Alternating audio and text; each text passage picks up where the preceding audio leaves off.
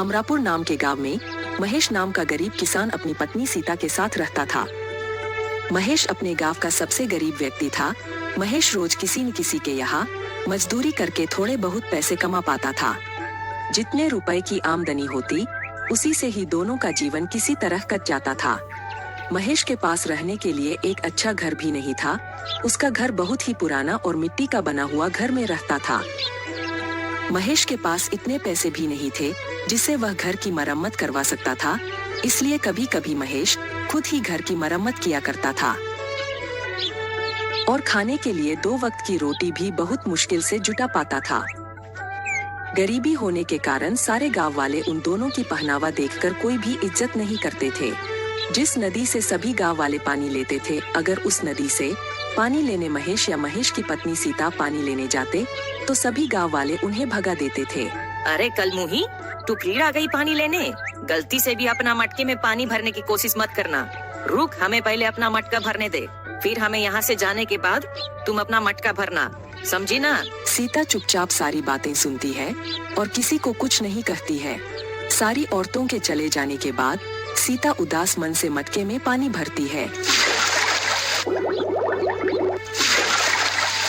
और घर जाकर अपने पति महेश से कहती है, हमारी क्या गलती है जो गांव वाले हमारे साथ ऐसा बर्ताव करते हैं? क्या गरीब होना गुनाह है? हमने तो कभी किसी का बुरा नहीं किया। अरे सीता, तुम चिंता क्यों करती हो? मैं हूँ ना, तुम देखना, एक दिन यही गांव वाले हमसे मिलने के लिए तरसेंगे। मजदूरी करके भी इतने पैसे नहीं कमा पाता जितने बाकी कमा लेते हैं, लेकिन तुम देखना, एक ना एक दिन हमारा भी लोग सम्मान जरूर करेंगे। महेश मेहनती होने के साथ साथ दिल का भी बहुत अच्छा इंसान था। वह कभी किसी के साथ बेईमानी नहीं करता था, यही उसकी सबसे बड़ी खूबी थी। बारिश का मौसम होने के कारण एक रात आंधी के साथ साथ बहुत जोरों की बारिश होने लगी।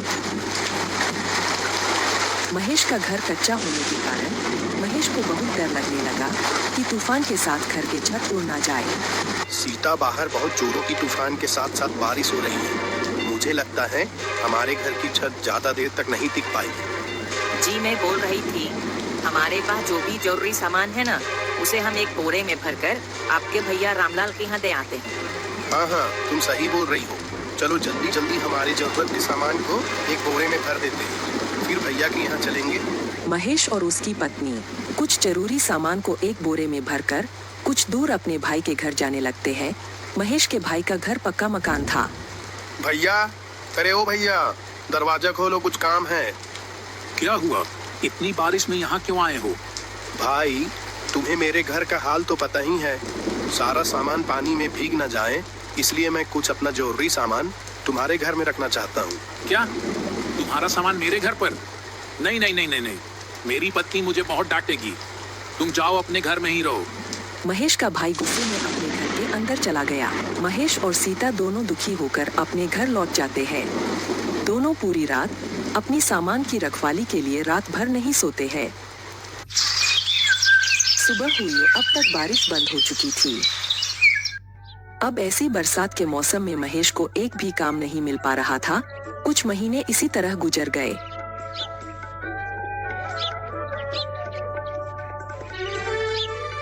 एक बार महेश के गांव में कुछ अमीर व्यक्तियों ने एक सप्ताह गांव में मेला लगवाया। सभी अमीर व्यापारियों ने अपने अपने गाड़ियों में मेला देखने आए।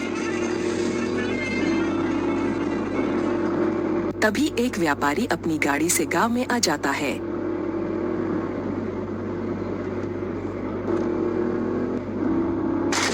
तभी अचानक जोर जोर से बारिश होने लगती है। रास्ता गीला होने के कारण उस व्यापारी की गाड़ी कीचड़ में फंस जाती है। उसने उस गाड़ी को निकालने की बहुत कोशिश की, पर वह बहुत कोशिश करने के बाद भी व्यापारी की गाड़ी कीचड़ से नहीं निकल रही थी। साथ ही साथ बारिश भी बहुत तेज हो रही थी। अरे धत तेरी की, अभी ही मेरी गाड़ी को फंसना था क्या? ऊपर से इतनी जोरों की बारिश हो रही है। तभी वहाँ से कुछ गांव वाले गुजर रहे थे। व्यापारी ने उनसे मदद मांगी। अरे भाइयों भाइयों, सुनो सुनो सुनो, मेरी गाड़ी कीचड़ में फंस गई है। क्या आप मेरी गाड़ी को निकालने में मदद करोगे प्लीज? नहीं नहीं नहीं नहीं नहीं, बारिश बहुत तेज हो रही है। इतनी बारिश में हम क्या मदद करेंगे भाई? नहीं नहीं नहीं, हमसे तो नहीं होगा, तुम किसी और को देख लो, हम लोग चलते हैं। ऐसा कहकर वे दोनों वहां से चले जाते हैं।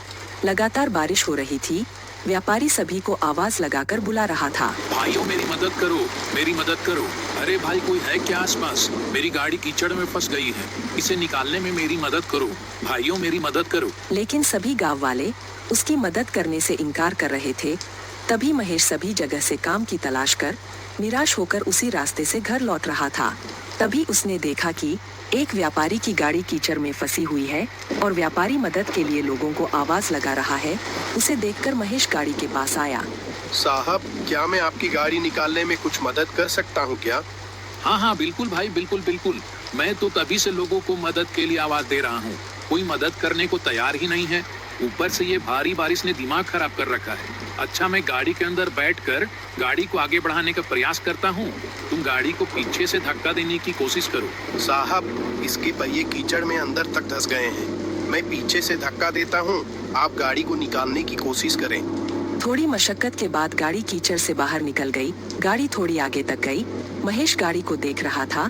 तभी अचानक से गाड़ी रुक जाती है और गाड़ी से व्यापारी उतरकर महेश के पास जाता है। हेलो भाई, तुम कौन हो? मेरा नाम हरिदास है, मैं शहर में व्यापार करता हूँ। महेश उस व्यापारी को देखकर घबरा जाता है। जी, मेरा नाम महेश है।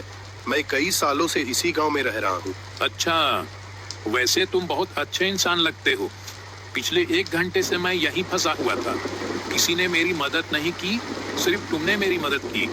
अब जाकर मेरी गाड़ी इस कीचड़ से निकल पाई है। मैं यहाँ मेला देखने आया था। जी कोई बात नहीं, दूसरों की मदद करना तो हमारा फर्ज है। अब बारिश भी रुक चुकी थी। अच्छा साहब, अब मैं चलता हूँ। रुको महेश, मुझे अपने घर नहीं ले जाओगे क्या? नहीं साहब, मुझ जैसे गरीब के घर जाकर अब क्या करोगे? मेरा घर मिट्टी का बना हुआ पुराना टूटा फूटा घर है। आपको मेरे घर जाके कुछ नहीं मिलेगा। आप मेला देखने जाइए, मैं घर जाता हूँ। अब तो मैं एक बार तुम्हारे घर चलकर ही रहूंगा। जी, अब आप इतना कह रहे हैं तो चलिए। व्यापारी महेश को अपनी गाड़ी में बैठा लेता है। महेश पीछे बैठकर व्यापारी को अपने घर का रास्ता बताता है। कुछ देर बाद दोनों घर पहुंच जाते हैं।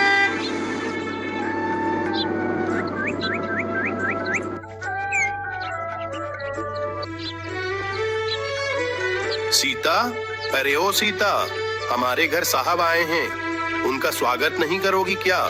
जाओ कुछ खाने को लेकर आओ। व्यापारी महेश का घर देखकर बहुत उदास हो गया। तुम क्या काम करते हो?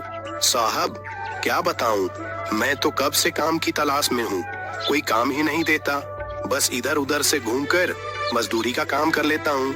बारिश की वजह से वो भी बंद है। तब तक महेश की पत्नी एक प्लेट में एक गुड़ का टुकड़ा लेकर आई और बोली, साहब, हमारे घर में यही बचा है, कृपया इसे ही खा लें। हाँ हाँ, क्यों नहीं। महेश, तुम्हें कोई काम नहीं मिल रहा है ना? अगर तुम चाहो तो मैं तुम्हें काम दे सकता हूँ। साहब, क्या सच में? क्या आप मुझे सच में काम देंगे? शहर में मेरे पास बहुत से काम होते हैं। सोच रहा था कि कोई ऐसे व्यक्ति को अपने साथ काम में रख लूं जो मेहनती और ईमानदार दोनों हो। तुम्हें देखकर मुझे ऐसा ही लगता है कि तुम में ये दोनों गुण हैं। साहब, कैसा काम करना होगा, कहाँ काम करना होगा, आप ये सब मुझे बता दीजिए। मैं आपके साथ काम करने के लिए तैयार हूँ। कोई जरूरत नहीं है इस घर में रहने की, और मैं तुम्हें कुछ दिनों बाद लेने आऊंगा। तुम मेरे साथ शहर में काम करोगे और वहीं रहोगे। मैं तुम्हें नया घर दिलवा दूंगा। यह सुनकर महेश और उसकी पत्नी बहुत खुश हुए। महेश ने गांव में घूम घूम कर इस खुशी को पूरे गांव में बताया, पर गांव वालों को उसकी बातों पर विश्वास नहीं हो रहा था। कुछ दिन बाद व्यापारी अपनी गाड़ी से महेश के घर आया। महेश, सारा सामान तैयार है ना? चलो चलते हैं। महेश और उसकी पत्नी सीता पूरा सामान लेकर व्यापारी के गाड़ी में बैठ गए। सभी गांव वालों का ध्यान उन्हीं पर था, यहाँ तक कि महेश का भाई भी उन्हें देख रहा था। गाड़ी चल पड़ी। व्यापारी महेश और उसकी पत्नी सीता को शहर लेकर आ गया। उसके बाद उन दोनों को रहने के लिए एक अच्छा सा घर दे दिया। महेश सारे काम अच्छे से समझ गया था। अब वह व्यापारी के साथ काम करने लगा। महेश का घर बहुत सुंदर था। अब महेश बहुत अच्छे खासे पैसे कमा लेता था। धीरे धीरे करके महेश और उसके घर को देखने उसके गांव वाले शहर आने लगे थे। जिस भाई ने महेश का सामान को रखने से मना कर दिया था, अब वह महेश को भाई भाई कहता नहीं थकता था। महेश ने ईमानदारी और मेहनत के बल पर सब कुछ पा लिया।